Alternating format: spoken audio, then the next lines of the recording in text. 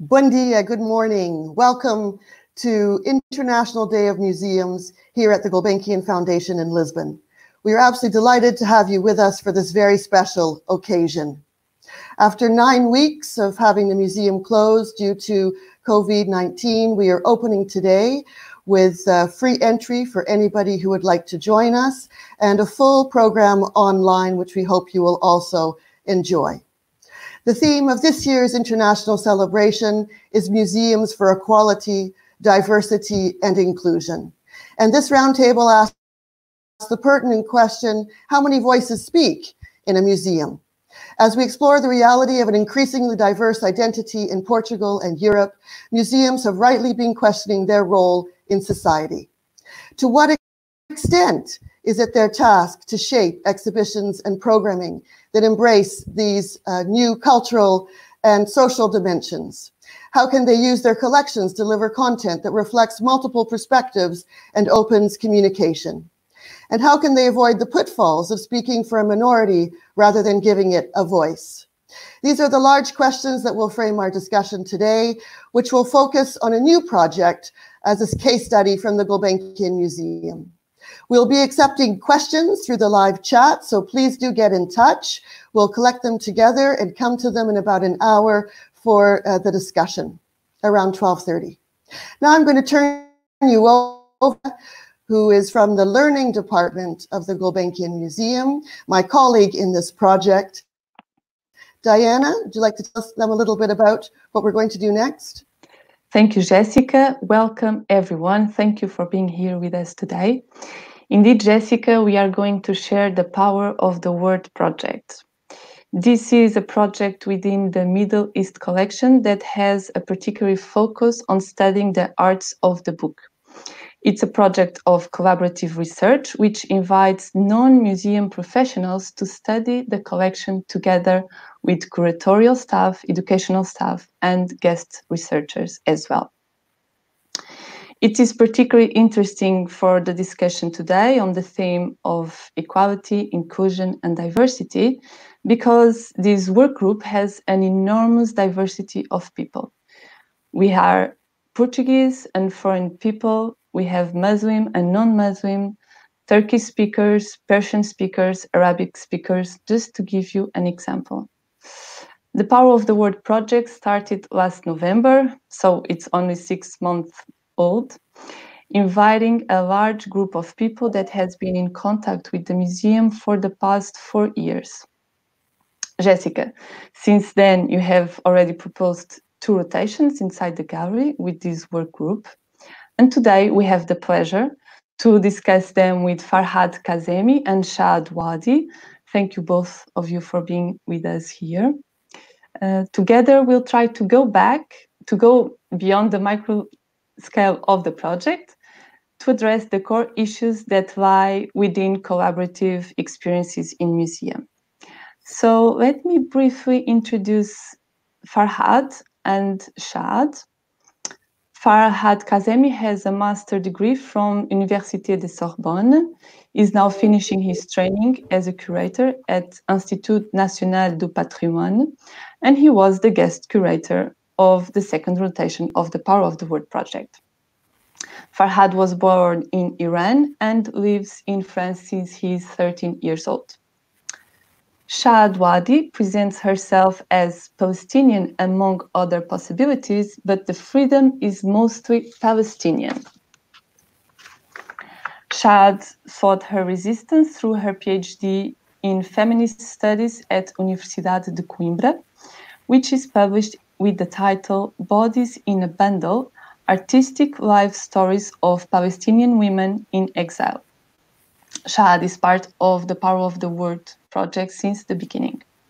And Jessica Hallett, curator of the Middle East at the Gulbenkian Museum since 2017. Jessica has curated the Oriental Carpet in Portugal at Museu Nacional de Arte Antiga and recently the Rise of the Islamic Art. So, to begin, Jessica, I would like to ask you that after your exhibition in the Rise of Islamic Art, you could have chosen any number of themes for your next project. Why did you choose to focus on the power of the word?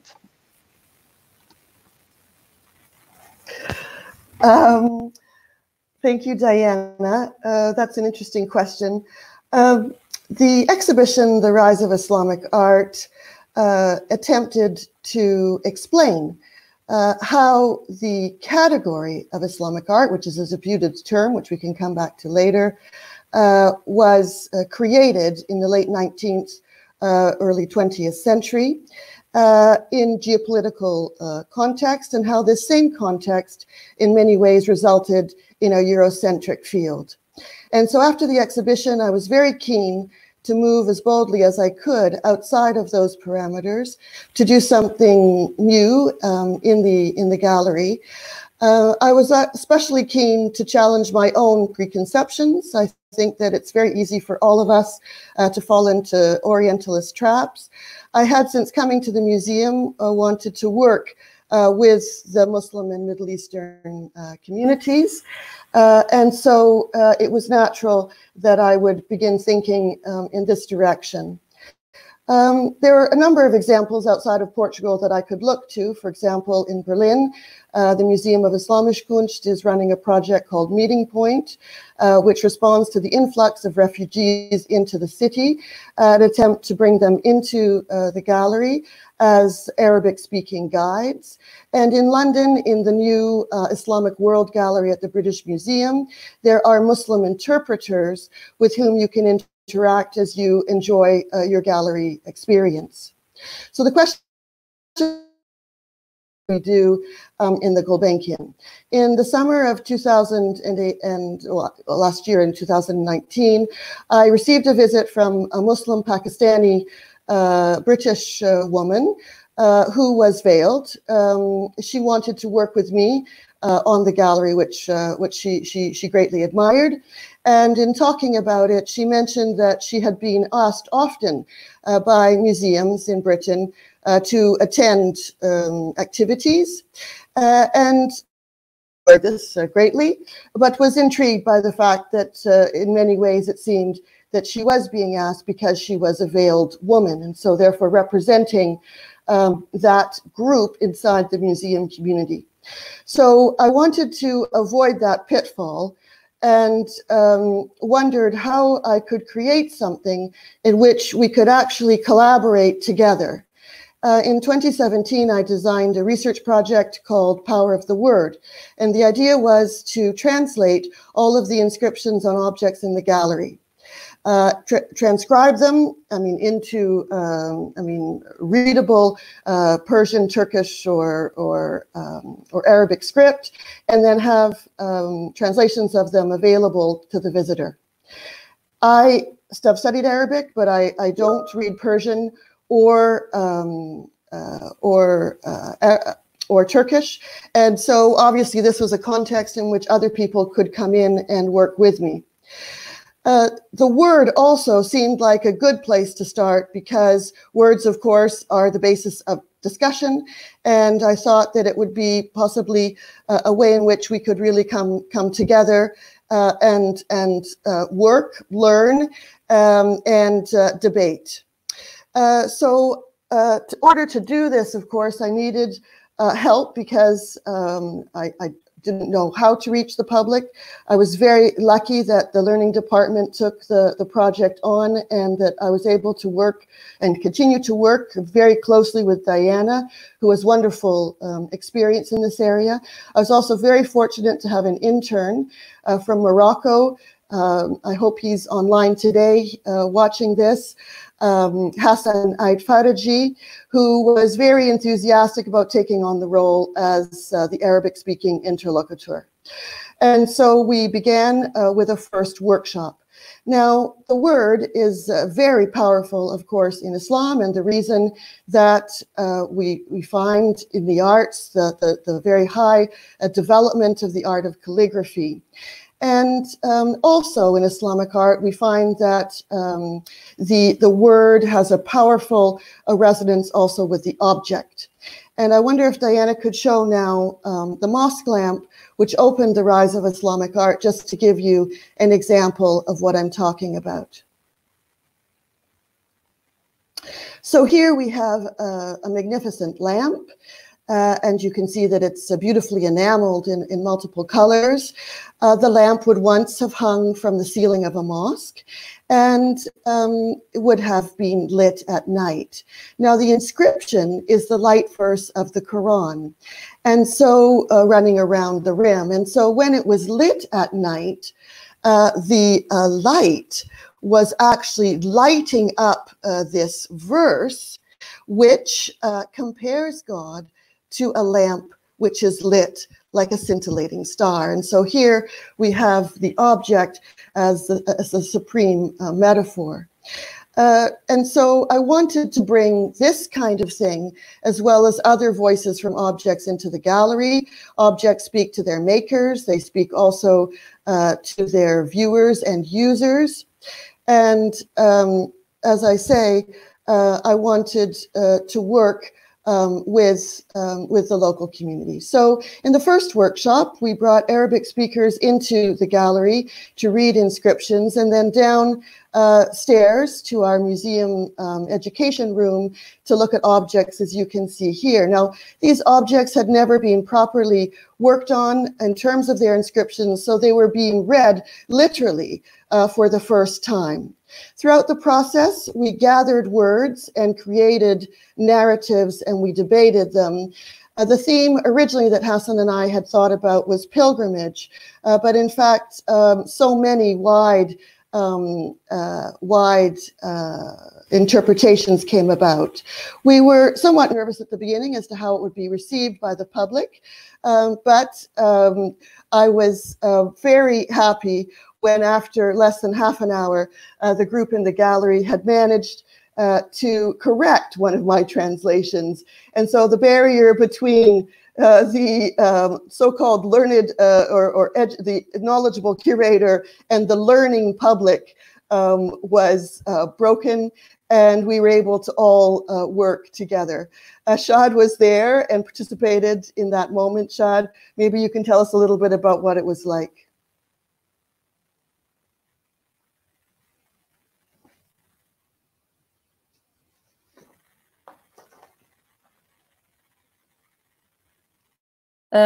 I'm sorry, my mic was off. I was saying thank you, Jessica, and it's such a pleasure to have everyone who's watching us here in my living room, which is the magic of this moment. I can have everyone here in my living room. And as you said, in the first workshop, it was an invitation for us to reread and to translate the transcriptions in the collection.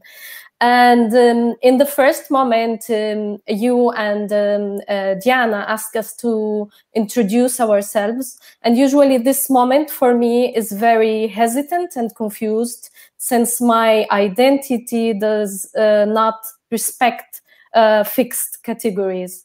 But curiously enough, that in that moment, I felt that my in-betweenness made sense. It fit in this a project. And just to explain a little bit, my family were expelled from Palestine in 1948 in the Nakba.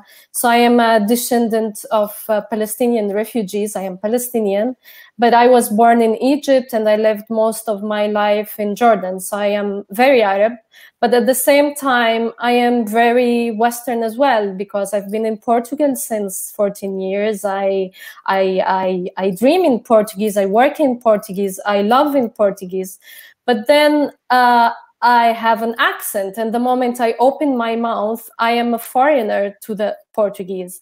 So I have these two layers within me, and this identity of the borders, the identity of between East and West, was also present in most of the participants, but as well as the organizers. It's either their identity or it is their choice, their knowledge of two cultures. And it seems that we are never completely here and never there. We are always in an in-between territory, on the borders. We are always on the borders. And this identity of borders, sometimes it makes us insecure and incomplete, and it's not a safe place to be. But funny enough, it gives also tools to creation. It gives tools for resistance. So when we have two language, we have two cultures, we have access to two cultures, and we can see two realities occurring together. And Edward Said says that seeing the whole world as a foreign land makes a possibility of vision. And this originality of vision is what was interesting in this workshop, that we could, it was not only reading from right to left. Reading from right to left is seeing only a different perspective. Usually people tell me, oh, you read the opposite way around. And I say it's not the opposite way around. It's just a different perspective. So we had the power of the word, also the power of the word, of the words of two worlds, to see two different perspectives, to see things happening at the same time. So the power of the world is the power of two worlds as well. So we used in this workshop the borders as our own language, and the translation was also a translation of our experience. And in a moment, I felt that the objects of the collection, they became threads of our own story. They became a location with our non-location. And I must say that in my research in feminist studies, I studied the art, the creations of Palestinian women in exile, which is expressed through their bodies. And in these objects of the Palestinian women who also live in the borders, they try to make a kind of translation to Western public of their narrative, of their resistance narrative against the other narratives. And in a way, I felt this is what we were doing in the workshop. And I felt that also that collection of Islamic art in this place of the world is also a translator. It's also a bridge between two cultures. And I just want to say that at the first moment, we were asked to try to read the inscriptions individually. And just to explain for the audience that the inscriptions, they are written in Arabic, but they are written in such a beautiful calligraphy that is also difficult for an Arabic speaker to read them. They are just opposed in a way that it's difficult to read. So we need some time and some effort to try to read what is written in the collection. And the lamp that you showed, Jessica, it was such an important moment for me, because I technically saw the light in this lamp. I saw the word Nur, and it was an intimate moment. And this is the thing. This is the power of the word. It creates intimacy. I was no longer watching a piece in a gallery. We were having a conversation. We were exchanging words, and this is the power of the word. And I always thought that going to a museum, reading and translating, I'm also a translator, is a solitary moment. And there is a moment that you asked us to do this in group. And I was so confused about it. But then it turned out to be a unique experience because we were all around the mihrab. The mihrab, it's a niche. I don't know if you can show the image of the mihrab.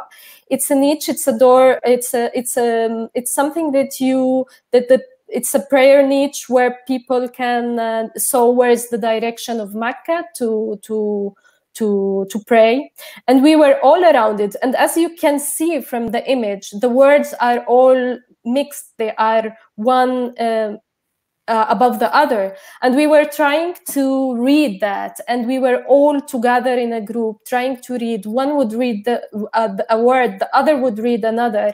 And the other day I was saying, I don't know what is watching a football game, but it seemed to me the excitement, it must be so equal to football game.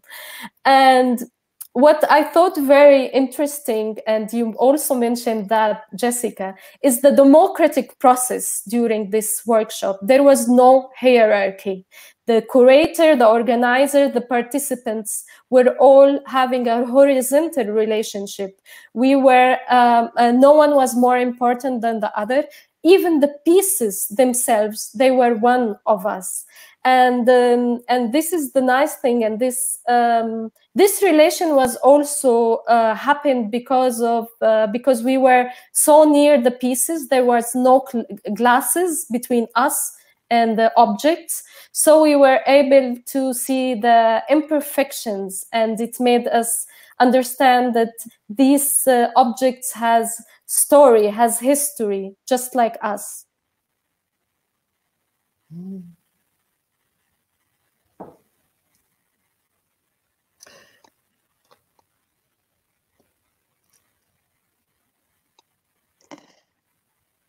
Shad, you were with us, in the first day, and I think maybe now, Jessica, could you tell us what were the most powerful words for you after the experience that Shad was just telling us, please?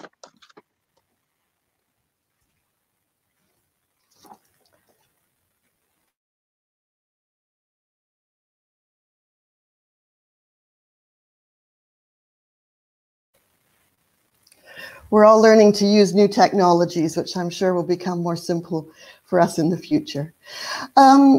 Yes, there was one word which was very, very powerful for me, and that was the word coexistence. And the word was offered by Jad Karala, who is from Lebanon, and he emphasized that he had chosen this word for the group because of the complex situation of his own society, and that it was very meaningful for him. The word actually opened up the whole process for me, because I realized that it spoke so directly to the diversity of the group, which we've spoken about is very, very wide, and also something of the spirit of the occasion of working around these objects as we were. And so I wanted to try to bring this to the gallery somehow in the rotation with Hassan. It's important, I think, to remember that one of the nice things and important things about our collection is that Calouste Gulbenkian collected it. He's an Armenian Christian, and he collected works from the Middle East, which are both secular and religious, in addition to collecting Qurans and prayer carpets. He also collected a magnificent textile that you could see earlier on the table. This type of textile actually hung inside the Kaaba in Mecca, at the heart of Islam. And he was raised in a society in Istanbul. The city at that moment had a population which was half Muslim and half non-Muslim. And it's certainly because of this coexistence at that moment that he was probably encouraged to purchase as widely as he did. And so coexistence also was a useful word because it empowered the process, I felt anyway, for us to be able to bring in every single voice that was present. And so it was no longer going to be individual words that each of us were bringing to the table, but all of those words. And so the final display, which you can see in the museum today, as the museum is open, includes all of the words that the participants shared with us over those 2 days.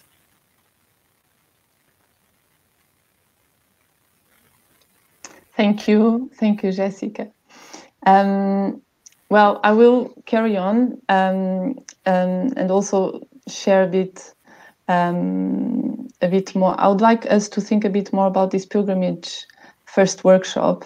And this kind of consultative process, actually, they enable museums to recontextualize their objects from multiple perspectives and to introduce themes that cross disciplines, philosophies, and above all, cultural paradigms.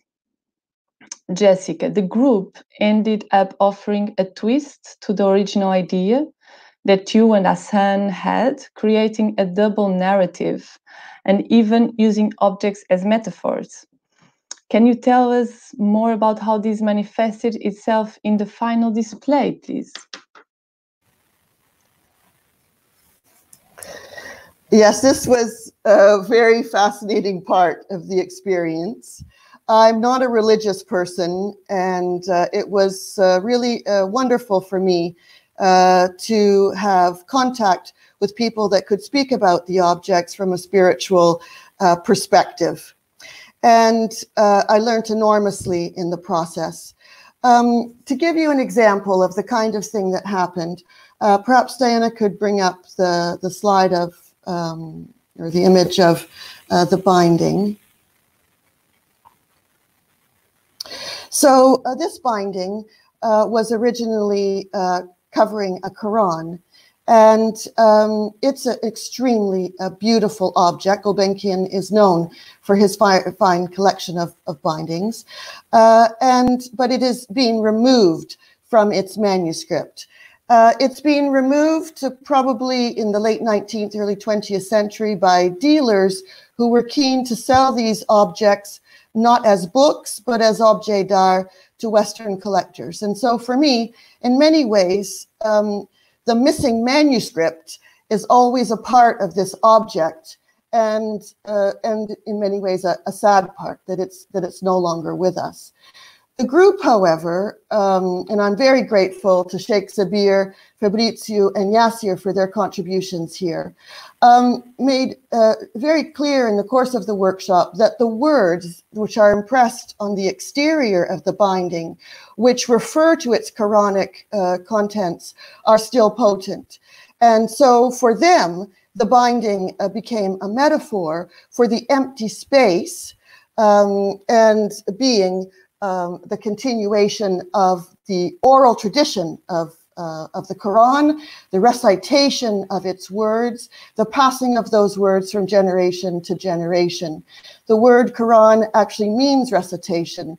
And so this object then became the first object of the display. The second thing that was fascinating for me, and Shad has already spoken about reading from left to right and right to left, but that's precisely one of the things that came up in the course of our discussions on the second day. After the display was presented by the group, it has 7 objects that you can see here. The narrative was to be read from left to right according to Portuguese or English script. And immediately at the end, Yassir jumped in and said that he had seen that the vitrine could also be read according to Arabic script from right to left. And he then embarked on explaining how each of the objects fit the spiritual life of an individual. The first object had phrases of supplication, inviting the intervention of God. And so he used this to talk about the beginning of a spiritual journey, and then ended with the same binding, referring to it as being, you know, the cloak of the word of God that now cloaks the learned Muslim. So this second reading is also now part of the display, and so you can read it from both ends.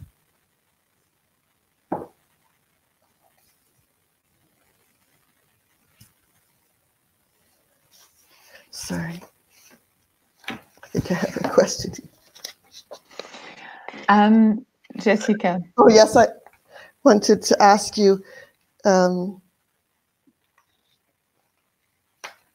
if you wanted to talk, Diana. Did you want? Okay. Yeah, I think I can also add a little contribution.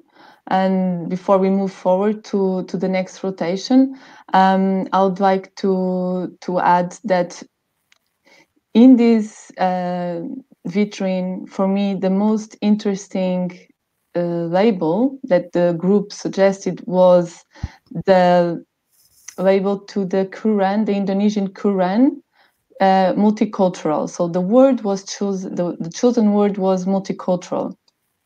Let me try to quickly show you. Yeah, this is it. So the group emphasized the plurality of languages, ethnicities, and nations of pilgrims that arrive Mecca. You know, when trying to reinterpret the collections, we did a global contextualization. We need to find objects that can easily speak about transcultural and transnational movements. So this was, for me, a good surprise. Well, and this leads me to a question I would like to ask Farhad. Farhad, when you arrived at the Gulbenkian Museum, you were not asked to find an object with content crossed cultures and times.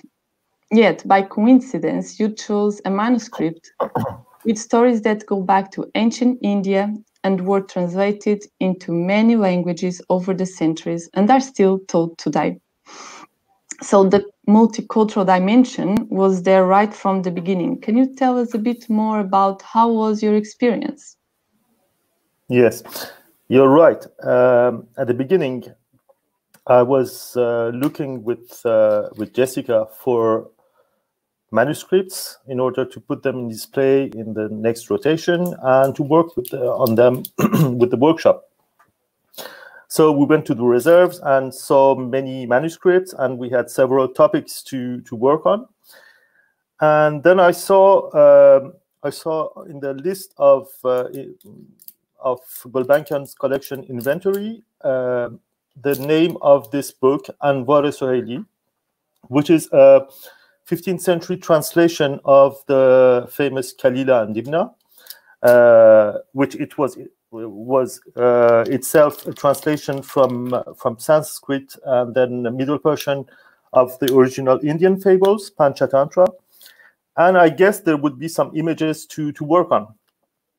And then when Jessica brought this manuscript from the reserves, it was in a red box, and we can maybe see a video showing this process of discovery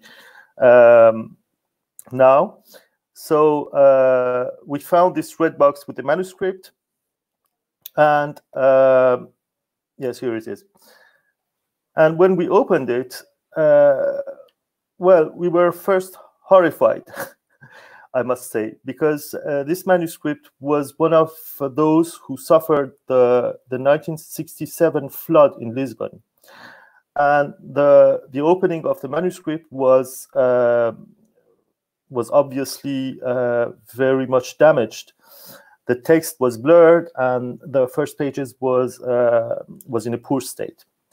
And then, when turning further the pages, we saw some paintings, and these were miraculously preserved from the flood, probably thanks to a coat of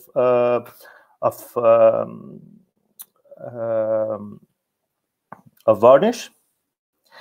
And we suddenly were very excited with all these images in a very rich state, with beautiful and vivid colors. And we had our manuscript then. We knew immediately that we were working with this. And so we shaped again all the process to focus on this manuscript and the context of its fabrication, which was 19th century Iran. And now one of the images, I was quite unfamiliar at first with the images. I had very remote memory of some of these stories, but most of the images were quite unfamiliar to me. And one of the images caught particularly my attention. And maybe you can show the image of the greedy cat. So I was amazed at the beautiful design of this image.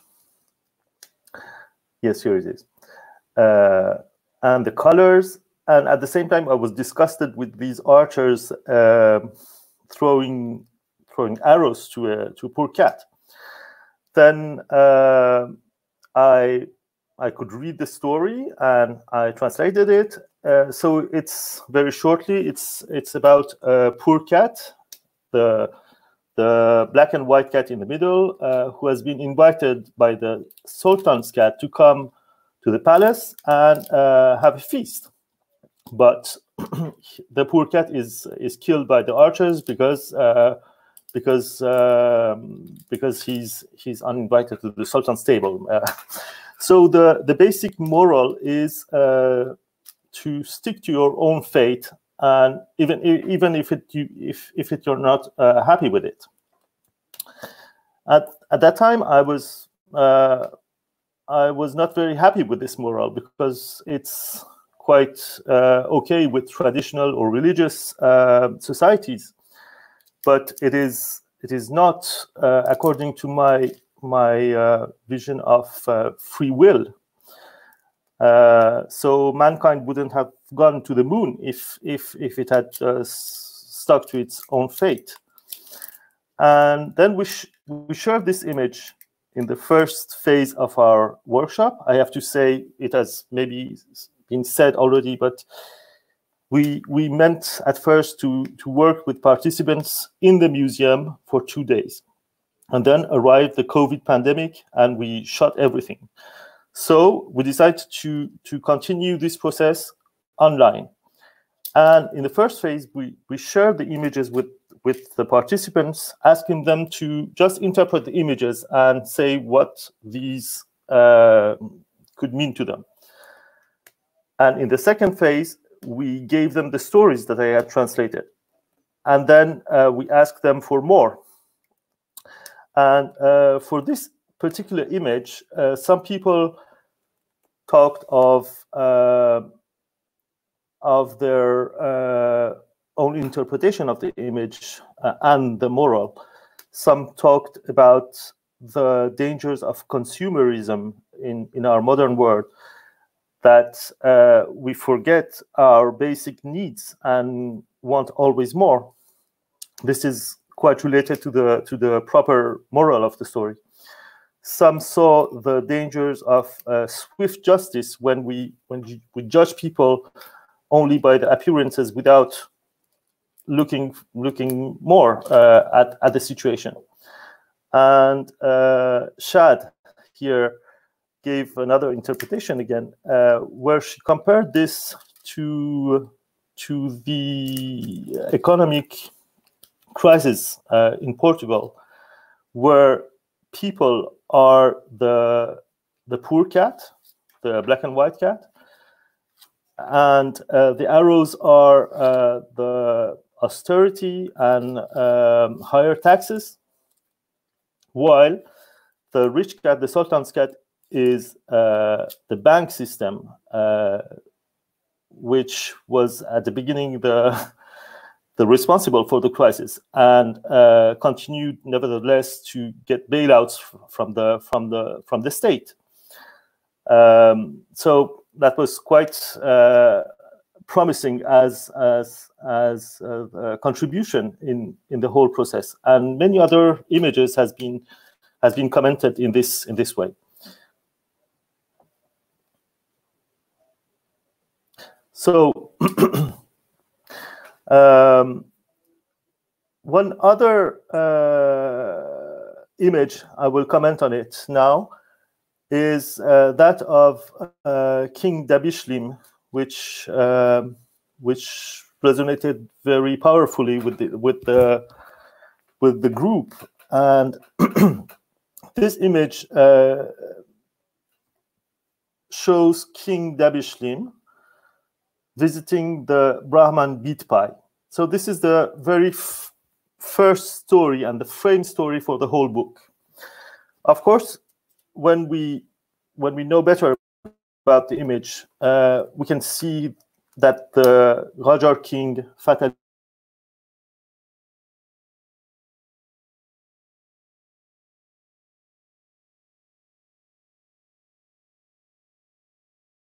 king. Hello, do you hear me? Sorry, Farhad, we lost you for a brief moment. Can shall I start again? No, yes, please. So, can you put the image back? I will. Okay. Okay, thank you. Okay, so the story shown here is King Dabishlim visiting the sage Brahman Bidpai, who tells him these stories that follow in the book. So this is the frame story of the book. When we analyze this picture, we can see that the king is represented with the figure of Fatali Shah, the Qajar king of Iran, where the manuscript was produced. And we see some antagonisms between the powerful, rich king and the poor but wise sage in front of his cave. So there are many layers of significations in this picture. But what people were focused on in this picture was the face of the sage. And we can see here that the face was intentionally erased.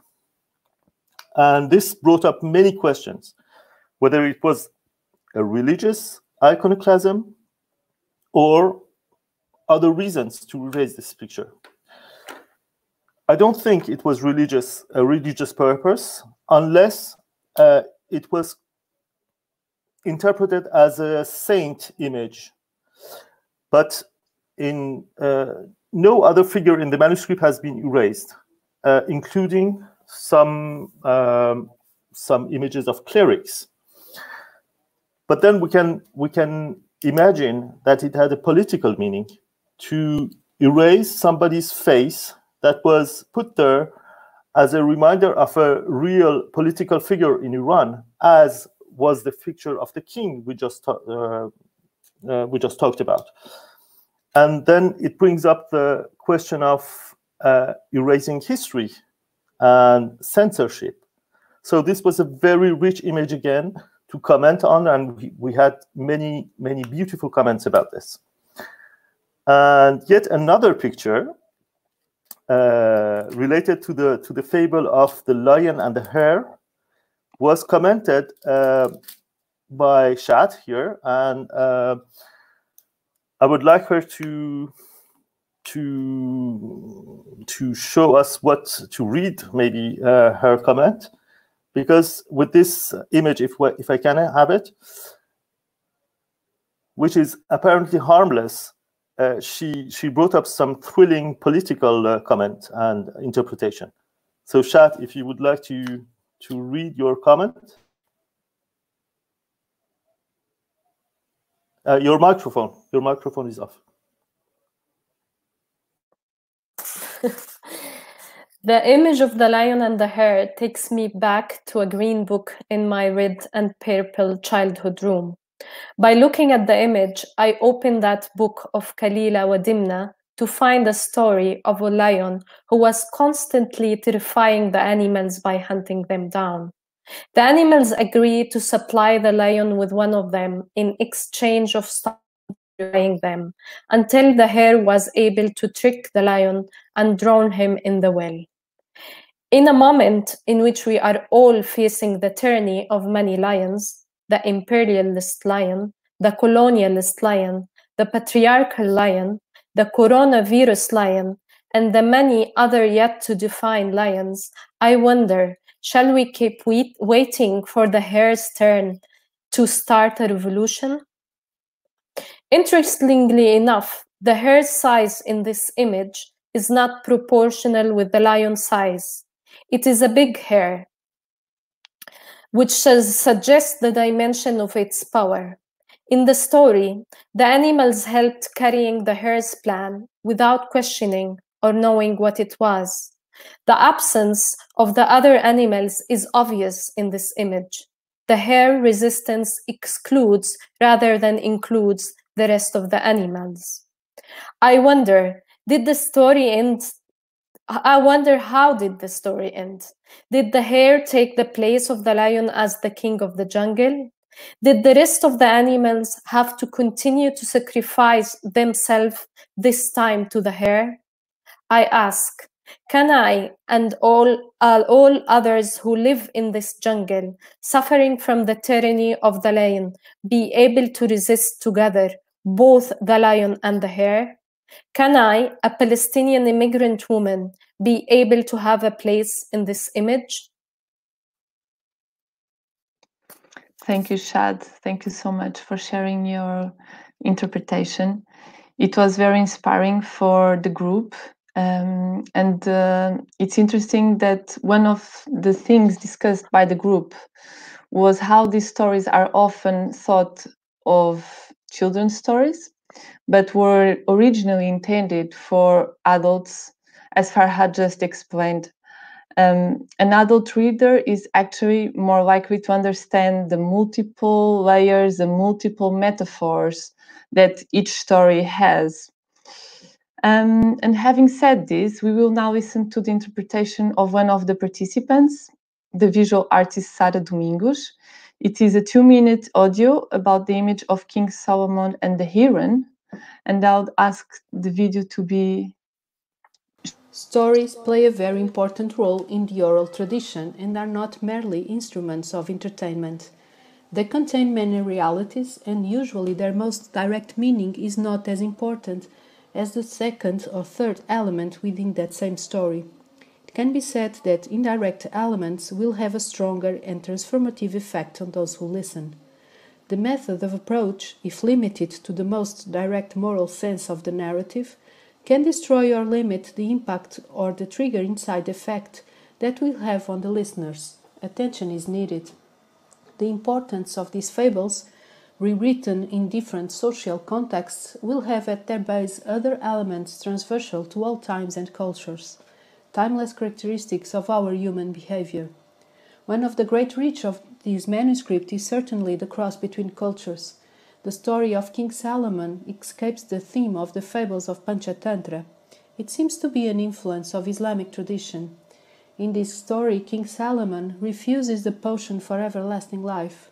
The concept of impermanence, so present in the Eastern tradition, may be one of the messages in the story. He didn't want to be separated from friends and relatives, and we find in Sufi tradition that association with others is an essential task for the perpetuation of human consciences. The disturbing looking of the black hair on the bottom left side of the image distracts us from the rest of the scene, as if it was a side note, a kind of marginalia, and in this manuscript we are presented with a note apart, a verse from Khatib Yazdi, a Naqshbandi Sufi, a proof that someone before us has already read and thought about the next texts we are going to read, making it alive that way. And he says, I fear that suffering separation will crush me in a place where you'll never visit my tomb. We thank a lot Sara Domingos for having sent this audio. Yes, for Sarah and others, it is crucial to keep the traditional intention of the stories. This was one of the things discussed in our work group. And the emphasis is also placed on the archetypes that cross cultures and times. But for others, such as Shad, it was important to recontextualize the stories, highlighting stereotypes. So after the reinterpretation that Shad just read, I would like to ask you a question, Shad, because your input in the group led us to two questions. What roles should museums play in disseminating these stories? And how can we share historical objects so they are relevant today? So if you could tell us a bit more on this, I would appreciate. In order to answer your question regarding the stereotypes, I would like to explain that despite not being religious, I had Islamic education in school during my childhood. I lived in Islamic culture, and I only knew about some of the stories that is widely spread by the Western media when I arrived to Europe, such, for example, the story of the 72 virgins that are in paradise, or such stories that they are very emphasized here, and they are not in the Middle East. So I found out that there is an image of the Muslim men as always violent, and of the Muslim women as objects, as victims, without any agency. And I must say that these images, they are not, they don't exist by chance. They have a purpose. And just to go back a little bit in the history, I would like to say that during the British colonialism of Egypt, before the British colonialism of Egypt, there were schools of women doctors. The British colonialism was 1882. So before that, there was schools for women doctors, and there was a lot of girls' school. When the colonizations of Egypt came, they limited the number of school for girls, and they discouraged the doctors, the women's doctors' school, because it wasn't something that is common in the civilized Europe. But at the same time, the British colonialism always said that they are there also to liberate Arab women from this oppressed culture. And interesting enough that Lord Cromer, who was the diplomat at the moment, and who was always justifying the presence of the British colonialism as something that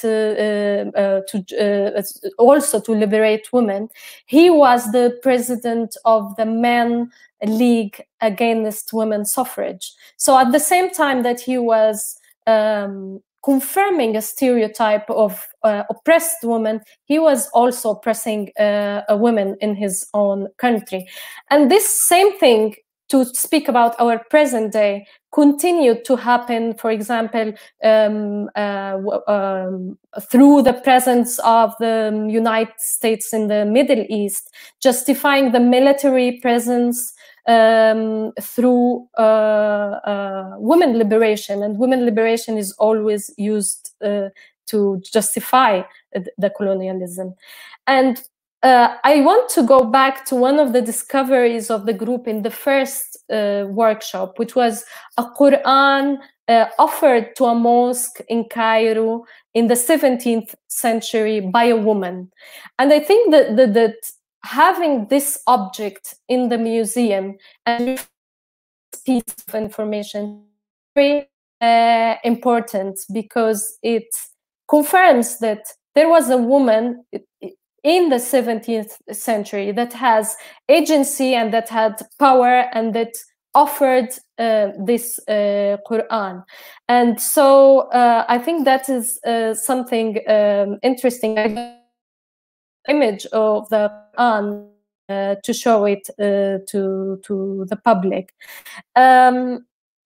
Another thing is, I don't know as well if you can show the images of the Kalila and Dimna.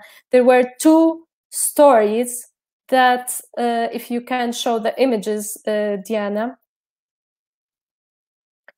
In these two stories,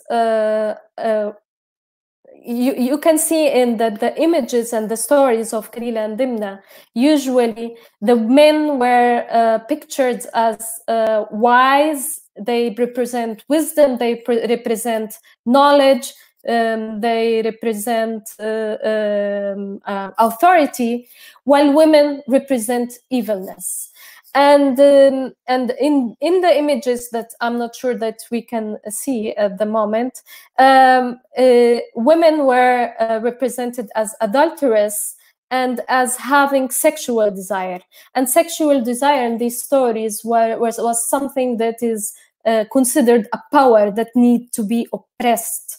So women cannot have sexual desire because it's power and needs to be oppressed. And in one of the stories, the woman leaves the husband and is devoured by a lion as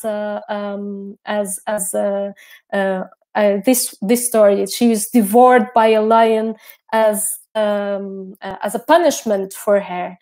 And in these stories, also we can see that women, they appear as wives, mothers. Their role is always connected to a man. They don't have an agency. They are the wife of someone. They are the mother of someone, the daughter of someone. So in our modern time, this tells us that these stories were written by and for men. And it's important to say that if they are in a museum and if they don't have a critical perspective, the audience might accept this male dominant representation, whether consciously or unconsciously.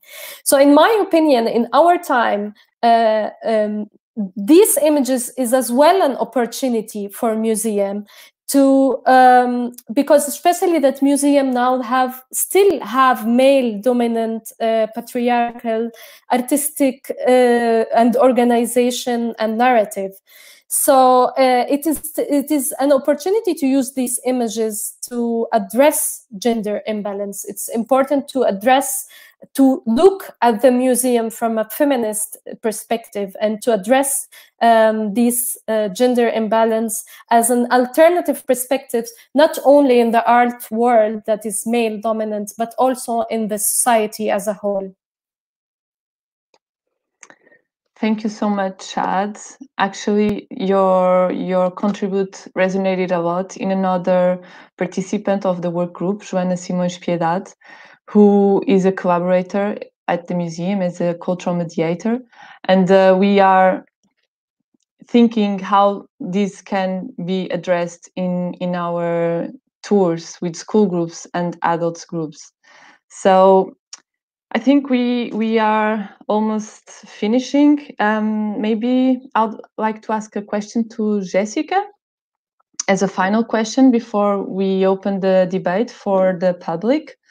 And Jessica, so these collaborative processes during COVID resulted in so many thoughtful contributions from so many different perspectives that we had such a huge amount of data. How did you and Farhad bring them to such a small exhibition inside the gallery? Thank you. There were many contributions, and when we first thought about this roundtable, we had hoped to have many more people with us here today to be able to give you really the full breadth of them. Fortunately, the videos give you something of a taste of it, as well as Shad's very powerful words. Originally, the rotation was going to be a case, as the first rotation was, with the upper case as well joined to it. But we had so much information and so much enthusiasm around the project that Farhad and I decided to join a third case to it, a corner case, which will also include other objects which relate to the period of the manuscript, the late 19th century. And then, of course, we needed somehow to bring all this information to the display. We have at our disposal, of course, short texts, panels, and labels, but we decided to go beyond that and to introduce a pamphlet which tells you the stories as well as the interpretations and sayings that came out of the group. We're also hoping to bring voice to the display so that it'll be possible to hear perhaps some of these interpretations.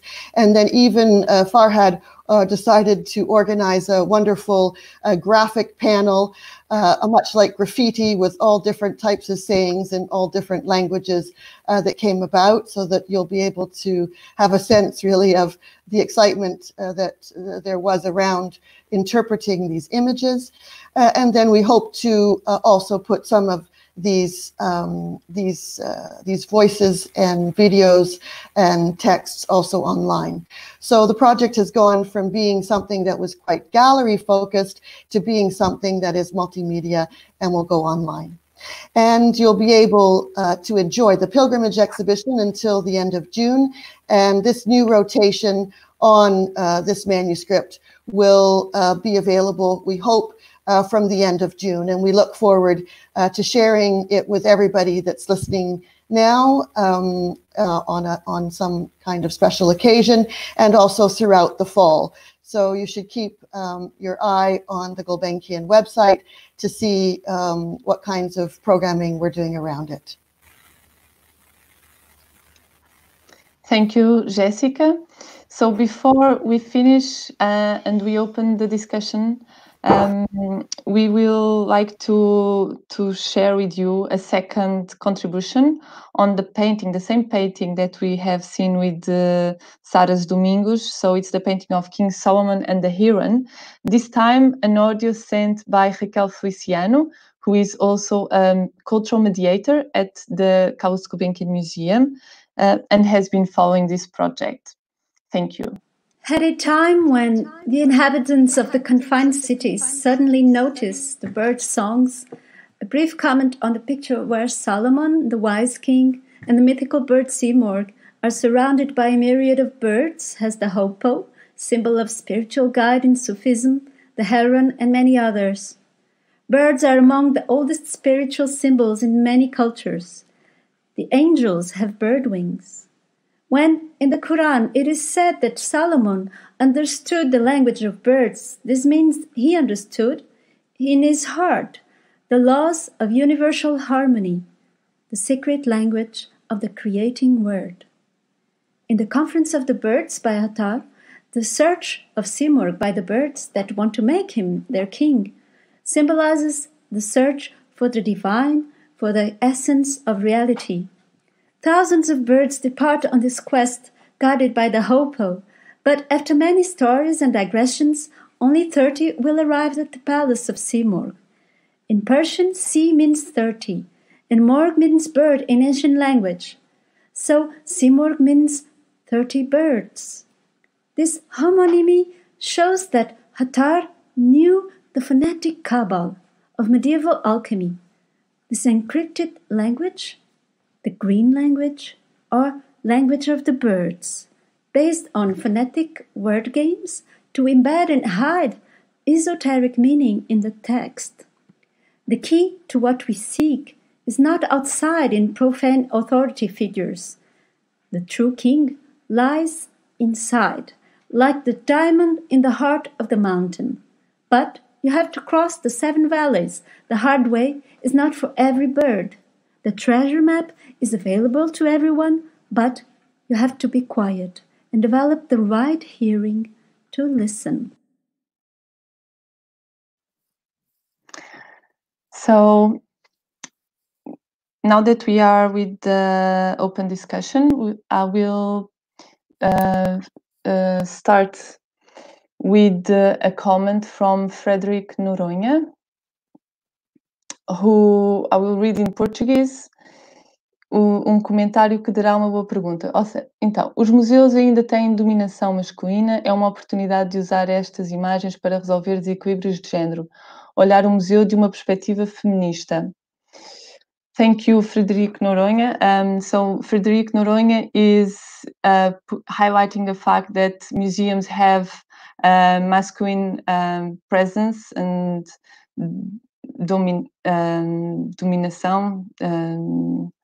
domination. I don't know how to say this, sorry. And this is an opportunity to use these images to solve problems and gender issues. Can the museum has a feminist perspective? So thank you for your contribute. Inside the Calouste Gulbenkian Museum, we have in the learning department some talks, some tours that address the issue of the gender issues, and this is something that it's not necessarily a feminist perspective, but it is about discussing the issues, and this is one of the most enriching contributes that we can have, inputs that we can bring to the public, is really to open the discussion and to think and to bring different perspectives. And definitely other exhibitions have put an emphasis on the women as an artist and the women in the Portuguese context as like the rotation we had last year with the modern collection, not necessarily the feminist perspective. And definitely we are addressing this topic, the women representation, the women presence, and others. I have to say we have different work groups. And indeed, this first workshop with this manuscript is opening new objects inside the Founders Collection to discuss this issue. That's why also we thought it would be really interesting to invite Shahad Wadi to discuss this here today. And saying this, I think I can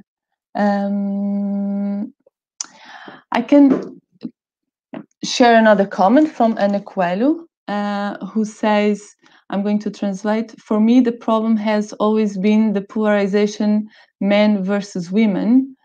None of them should be prevalent. Both should complement each other. One without the other makes no sense. Education, in art, in life, the path is complementarity. Sharing, using the specific characteristics of both gender. It's a beautiful comment, Ana Coelho. Thank you very much for sharing it with us. And actually, I think I will pass the word to Shahad with another question shared by the public, which is, Shahad, how have you been able to bring so much data in this small conference? Shahad. Well, before I say that, well, the data is available, and I was saying that some of the data are available in a book that of Layla Ahmed that speaks about gender and Islam, and that's one of my references. But I wanted to comment on the feminist perspective. And I would like to say that for me, it's not only looking at the museums, like we all know that the museum has a male dominant perspective. It has imbalance in number of artists and curators and so on, and all these issues must be addressed. But when I speak about feminist perspective, it's not only discussing the gender imbalance, it's also using the feminist perspective as a tool, because feminist has proved that the paradigm of knowledge can be changed. And what we would like to use the feminism as to think that the paradigm of museums as well can be changed. And this is the thing, that the feminism is not only, it does not only address gender equality between men and women, and we cannot forget that there are genders, and I am not so open to closing categories of men and women. I'm not sure what I am. I question this every day. But as well, feminism is a tool to think. It's a thinking tool, and it's a thinking tool to open to other possibilities. Thank you, Shad, for bringing that topic. It is more and more relevant that when discussing women roles, women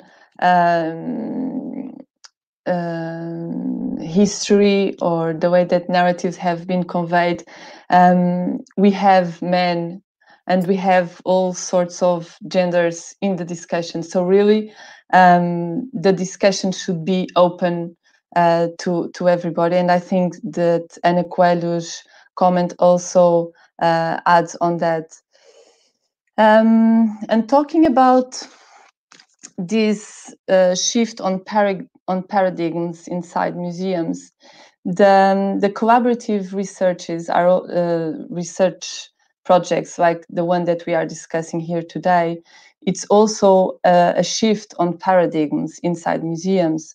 Having said that, you had a question, didn't you? You and me, Shad, we shared the question for Farhad.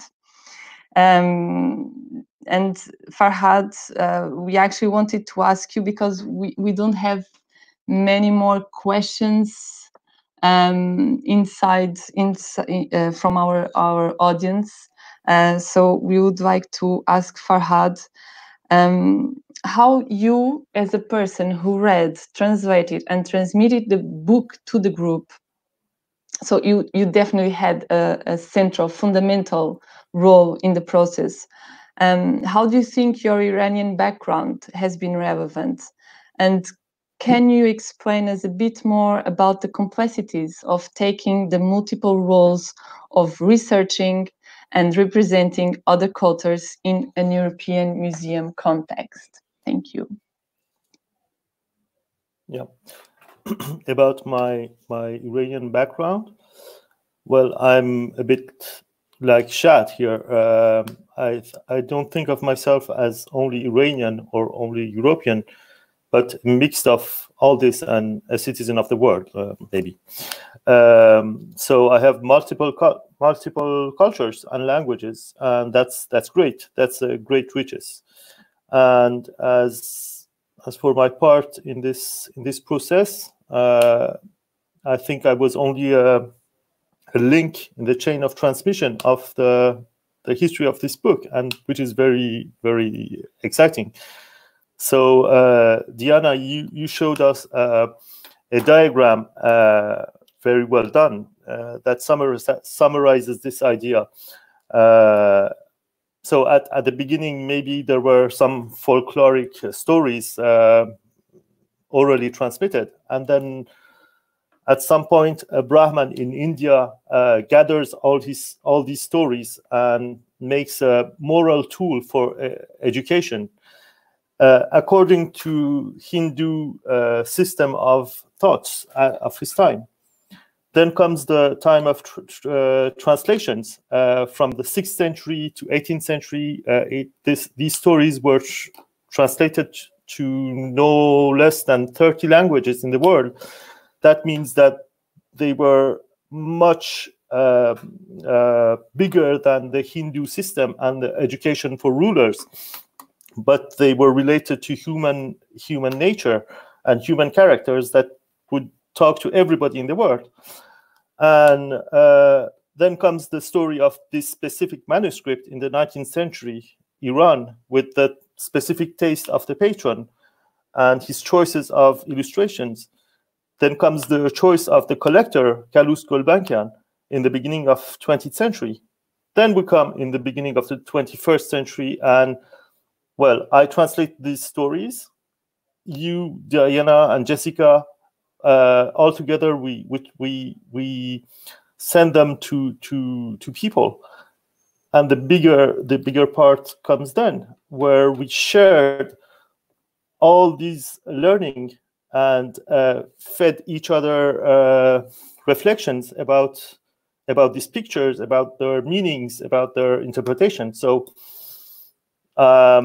maybe you said that I had a central role, but it was only in the middle of a much bigger process. Thank you, Farhad.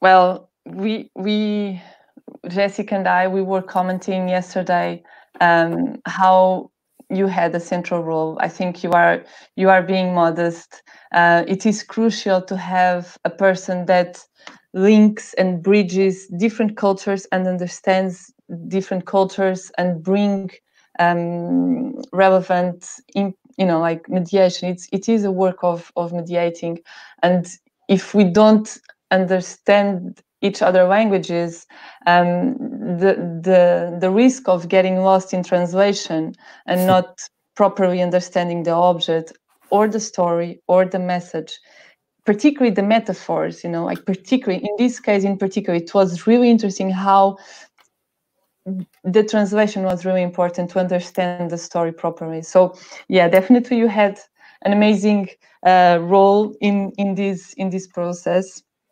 Thank you. Thank you. We have to thank you a lot. Well, we have some comments from Mafalda Cabrita. She introduced a lot of comments, and one of them, Mafalda says, "Can the power of the word experience be a starting point for new cultural mediation practices?" Well, Mafalda, thank you very much for bringing this question. Well, what we can say is that these sort of practices have started, if we go back and if we are true to the process, at least in the 1970s. So a lot of museums around the world have been dealing with what is called source communities or work groups, we call it in a general way. And these collaborative researches have been practiced mainly in ethnographic museums, and they lead to exhibitions, collections being totally reinterpreted, programming, crossing performances with exhibitions. So it's not a starting point, I have to say. It has been done it is being done in a lot of different places, luckily. And inside the Calouste Gulbenkian Museum, we have other projects that also bring different inputs, but this is the only one that has led into a vitrine, as you have seen probably inside the gallery exhibition. So we are coming to our final 10 minutes.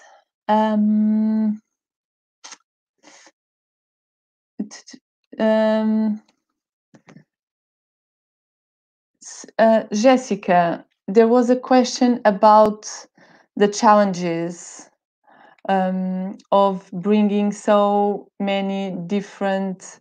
I'm going to read. In curatorial terms, what are the main obstacles in the display of different coexistence, experiences, knowledges, globality, multiculturality, times of cultural enjoyment? Yeah, this is a question right on the theme of the day. Jessica.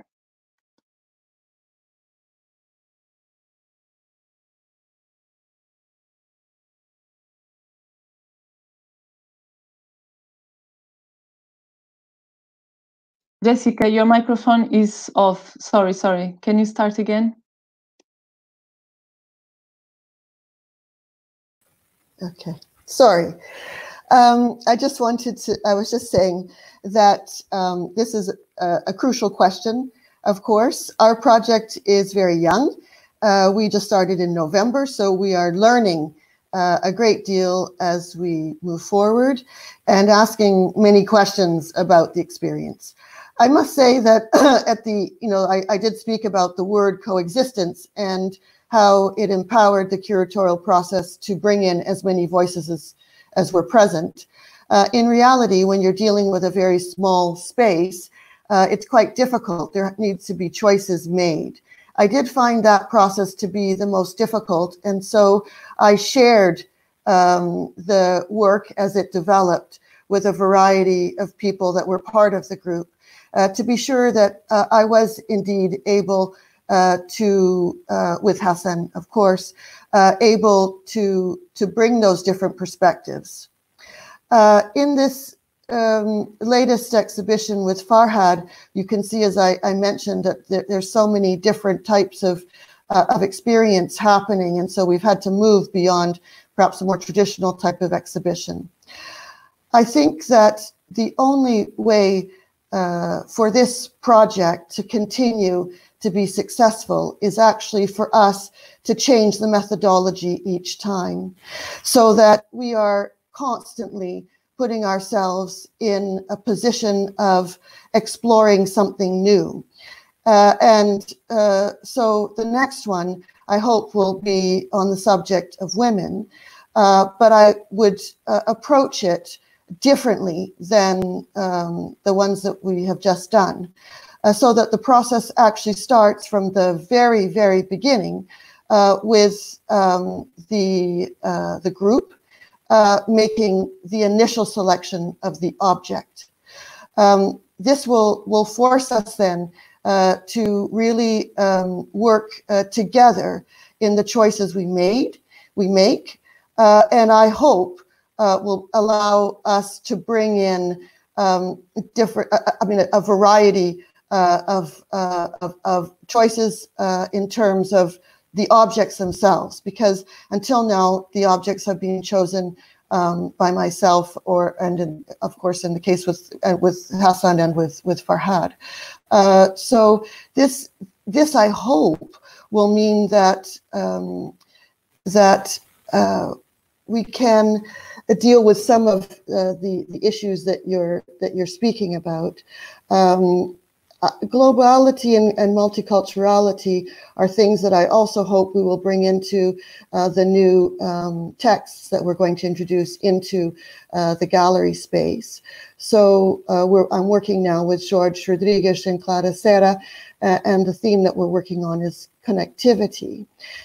So there are multiple ways of doing this. It doesn't need to be focused exclusively on these rotations. It is possible to bring in these a variety of themes and ways of thinking about things in other ways.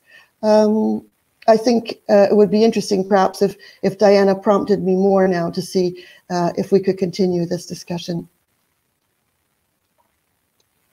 Well, actually, Jessica, I was going to thank you a lot for your answer, but we have to close. We are almost finishing our discussion. We have 6 minutes.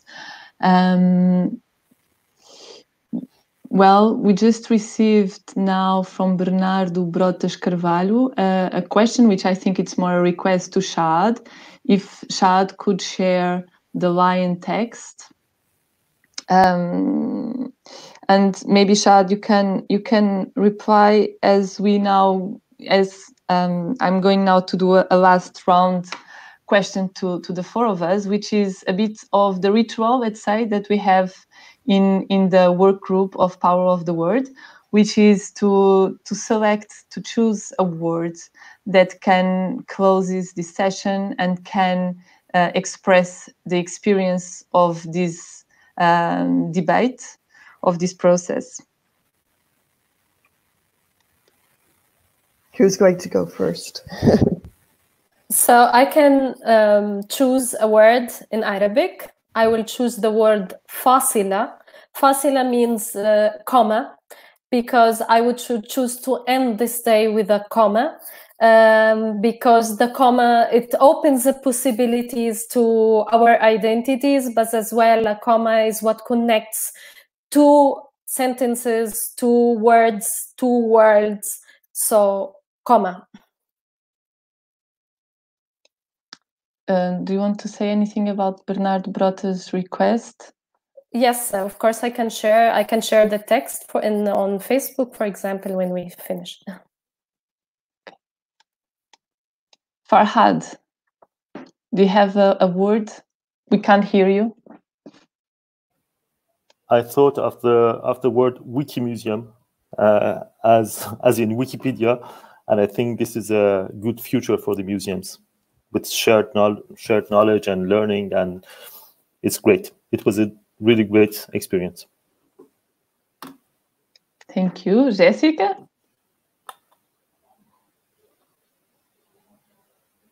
We can't hear you, Jessica. Microphone. I keep seeing the icon in two different places.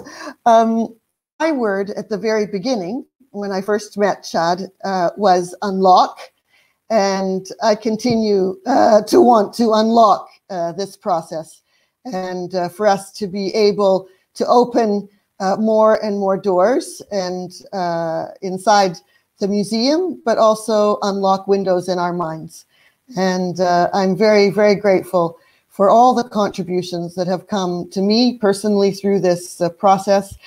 And there are many, many names, many more names than you have seen today. But over the coming days, you will be able to explore the power of the word online and see how many voices are part of this project. Thank you. Thank you, Jessica. My word will be in Portuguese, transformação, which in English is between change and adaptation, I think. Transformação in a sense that we had to adapt a lot this process because of the COVID. We had to adapt a lot, and as Jessica mentioned before, we are always adapting the methodology in every work group, and this one in particular since November until now has been an incredible adaptation and transformation. And the paradigm, which is something that we also have spoken.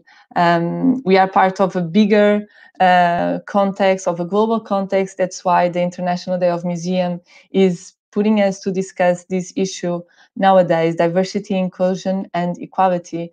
And the paradigm is changing already for a long time. It's always changing. There is no fixed, there are no roots, let's say, as something that is fixed or categories that are fixed. They are always changing. So let's celebrate that, particularly in these moments that we have to change a lot our lives. And yes, so talking in English, Jessica, yes? I just wanted to say to people that are listening, if you are interested in this project, we'd love to hear from you, because this is an open project, and people are very, very welcome to come and join us to pursue the next rotations. Thank you. Absolutely, Jessica. I was going to say that we speak in English because this is a transnational, transcultural group, multicultural group. Sometimes we speak in Portuguese, we speak in Arabic, we speak in Turkish, we speak in Farsi. We are always talking multi-languages. For today, we had to choose, and English was the common language. I want to thank a lot the collaboration of Frederic Noronha, who has been translating brief sentences to our audience that who may not be able to follow the English conversation. So thank you a lot for that, Frederic Noronha. You are already making this translation possible to other people. And finally, 1 minute. Thank you a lot, Shad, Farhad, everybody, for being here with us today. We look forward to see this temporary exhibition in late June inside the gallery. Today, the museum reopened, so if you go to the Calouste Gulbenkian Museum, you have the pleasure to see the first rotation on pilgrimage. Don't stop yourself to go inside the museum and to see, as it would be lovely to have more comments afterwards. As Jessica said, this is an open group, so you are very welcome to join us either in place or virtually, because now this is another possibility. So thank you again, everybody. And I think we are finished. Thank you. Thank you.